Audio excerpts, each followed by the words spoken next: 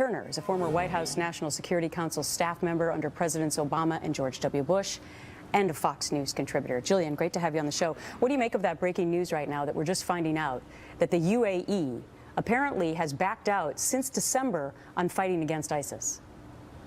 Yeah, I mean, it's the storyline, as you mentioned, is that the UAE has backed out because of fears about the safety and security of pilots who are involved in the U.S.-led anti-ISIS military campaign.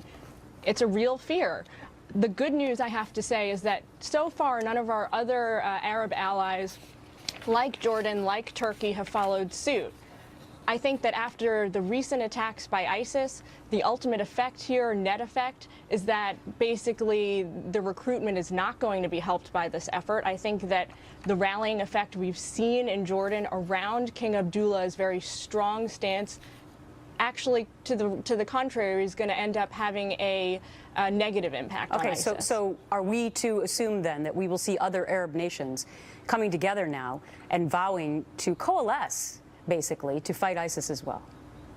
That's certainly the hope, and the potential is certainly there for that sentiment to spread to other countries across the Middle East, like Kurdistan in northern Iraq and Turkey, and even other countries that aren't U.S. allies. Right, but what about so Turkey? Far. What about Turkey? Because they used to be considered a strong ally. I mean, there's been a couple question marks, has there not? What about Turkey? There have. You know, the basics are that Turkey is officially a member of the anti-ISIS coalition, but they have not been engaged in the military campaign. I think that ultimately that decision is going to be one that the government of Turkey makes based on its own national security interests. Despite what the United States tells them to do, despite what the Western community pressures them to do, their foremost priorities here are, one, to oust Assad, President Assad, from Syria, and number two, to ultimately destroy ISIS. Okay, but they feel that the second thing is contingent upon the first. So aside from any kind of military action or helping in that way, what about these Arab nations helping the United States and other allies with, say, intel? Will they be more cooperative with that now?